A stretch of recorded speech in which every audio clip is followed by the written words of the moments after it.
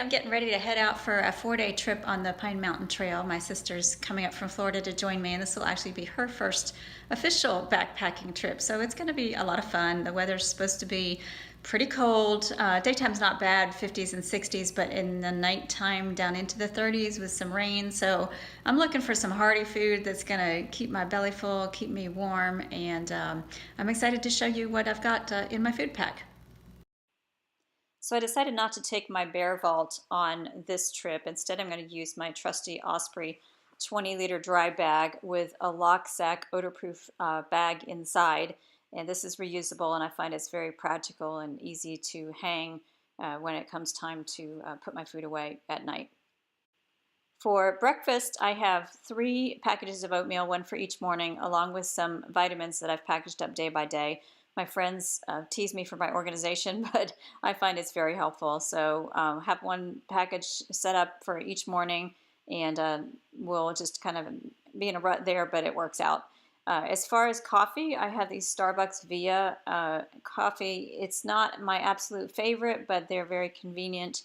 I know a lot of people like them, but actually my preference is Honduran coffee, and I haven't found that in a little travel pack. So I'm giving these a go, and I also have these Taste Your Choice coffees and some almond milk that I have dried. Since I don't drink milk, that's a good option for me. Now we're leaving out midday on Friday, so I'm starting with a lunch, and I plan to actually pick up a Publix sub. I'll add some chips, and then I also like to have a little bit of chocolate after my meal, so I have this little tiny piece of Dove chocolate. For dinner, I have split up a package of quinoa that cooks up real easily, and it requires olive oil, so I have this little pack of olive oil that's also left over from a Publix sub lunch that I can just drop in there as I mix it up. Can add in some cheese or use that as an appetizer if I want, and then some dehydrated peas that will give it a little bit more flavor and add some vegetable nutrition. I also have a pack of Junior Mint hot cocoa. I've never seen this before, but I picked it up at Walmart and thought I would give it a try. And I've also heard that having something high calorie or high fat at bedtime when it's real cold could be helpful to keep your metabolism going. So I have my Hershey's milk chocolate with almonds, which is one of my guilty pleasures, if you will. So that's Friday.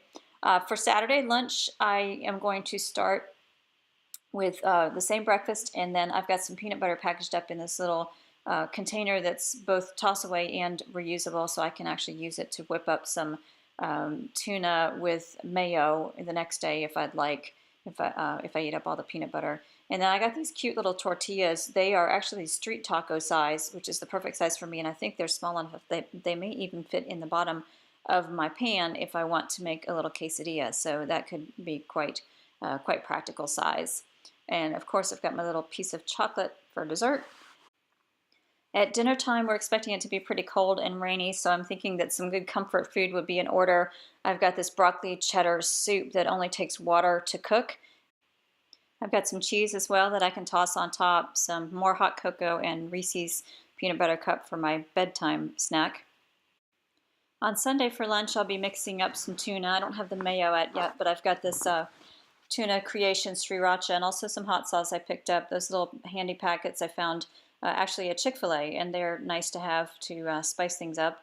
I've also got some Doritos. I love to have some crunchy food, so those will be nice to add that bit of crunch that I like. And some crackers. If I end up eating up all the tortillas, I will have the crackers to have with the tuna, or if they get crumbly, I can put them on the chili I'm planning on having Sunday night. This is butternut squash chili and some cheese. Got the recipe from a friend who backpacks, and she said it was very good and rehydrates well, so I'm looking forward to trying that. I tried it fresh the other night and really liked it, so dehydrated some, and we will see how that turns out. And then, of course, add the cheese on top and some hot cocoa for later and a Kit Kat. Now, other than breakfast, I haven't planned out lunch for Monday yet, but I will probably go ahead and add that. So I've got meals for 2 full days and 2 half days.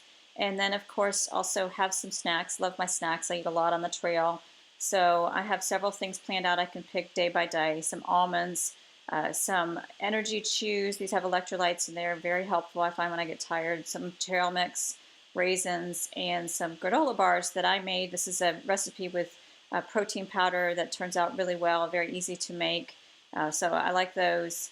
And also like to have some jerky. This is good protein as well, and I've just repackaged up some Crave jerky here, and finally some granola bars that are some of my favorites, the fruit and nut. You can buy them in bulk at Costco, and it's just handy for me to throw a whole bunch of those in my pack and have them whenever I want to have a snack. So there you have it. That's all of my food for this trip. Some comfort food, some variety, and I think it'll work out just great.